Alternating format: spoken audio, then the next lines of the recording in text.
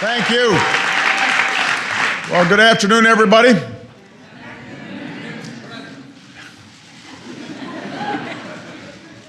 Now that those of us on the campaign trail have had a chance to get a little sleep, it's time to get back to work, and there is plenty of work to do. As I said on Tuesday night, the American people voted for action, not politics as usual. You elected us to focus on your jobs, not ours. And in that spirit, I've invited leaders of both parties to the White House next week so we can start to build consensus around the challenges that we can only solve together. And I also intend to bring in business and labor and civic leaders from all across the country here to Washington to get their ideas and input as well. You know, at a time when our economy is still recovering from the Great Recession, our top priority has to be jobs and growth. That's the focus of the plan that I talked about during the campaign.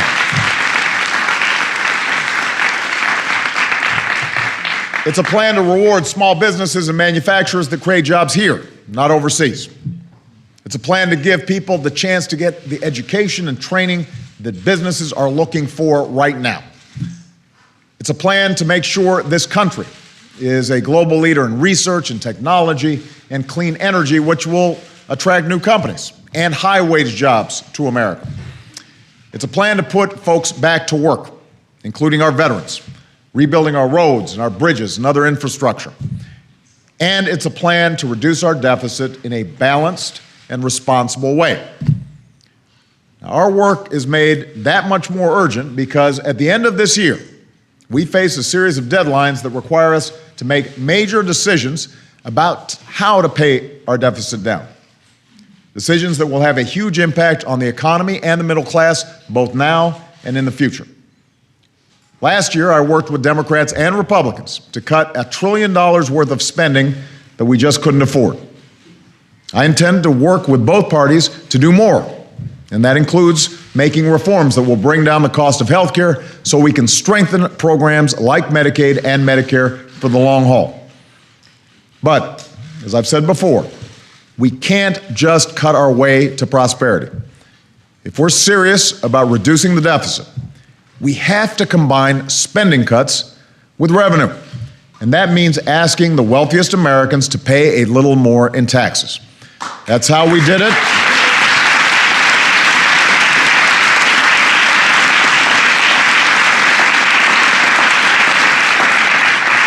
That's how we did it in the 1990s when Bill Clinton was president. That's how we can reduce the deficit while still making the investments we need to build a strong middle class and a strong economy. That's the only way we can still afford to train our workers or help our kids pay for college or make sure that good jobs in clean energy or high-tech manufacturing don't end up in countries like China. Now, already I've put forward a detailed plan that allows us to make these investments while reducing our deficit by $4 trillion over the next decade. I want to be clear, I'm not wedded to every detail of my plan. I'm open to compromise. I'm open to new ideas. I'm committed to solving our fiscal challenges. But I refuse to accept any approach that isn't balanced.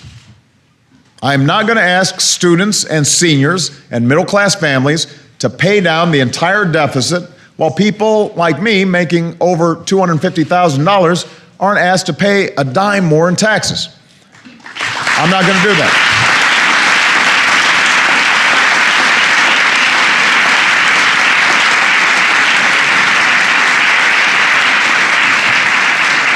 And I just want to point out, this was a central question during the election.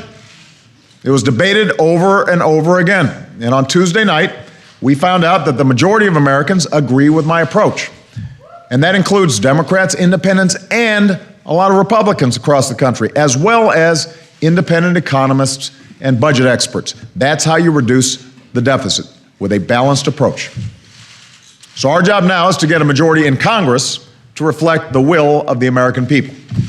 And I believe we can get that majority. I was encouraged to hear Speaker Boehner agree that tax revenue has to be part of this equation. So I look forward to hearing his ideas when I see him next week. And let me make one final point that every American needs to hear. Right now, if Congress fails to come to an agreement on an overall deficit reduction package by the end of the year, everybody's taxes will automatically go up on January 1st. Everybody's, including the 98% of Americans who make less than $250,000 a year. And that makes no sense. It would be bad for the economy and would hit families that are already struggling to make ends meet. Now, fortunately, we shouldn't need long negotiations or drama to solve that part of the problem. While there may be disagreement in Congress over whether or not to raise taxes on folks making over $250,000 a year, nobody, not Republicans, not Democrats, want taxes to go up for folks making under $250,000 a year. So let's not wait. Even as we're negotiating a broader deficit reduction package, let's extend the middle class tax cuts right now. Let's do that right now.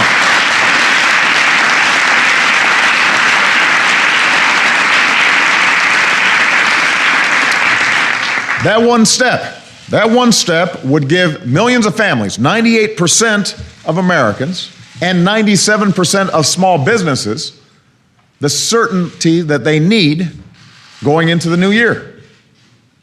It would immediately take a huge chunk of the economic uncertainty off the table, and that'll lead to new jobs and faster growth. Business will know that consumers, they're not going to see a big tax increase. They'll know that most small businesses won't see a tax increase. And so a lot of the uncertainty that you're reading about, that will be removed. In fact, the Senate has already passed a bill doing exactly this. So all we need is action from the House.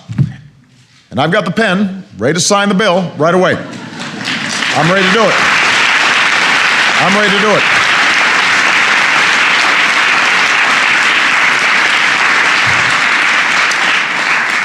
You know, the American people understand that we're going to have differences and disagreements in the months to come. They get that.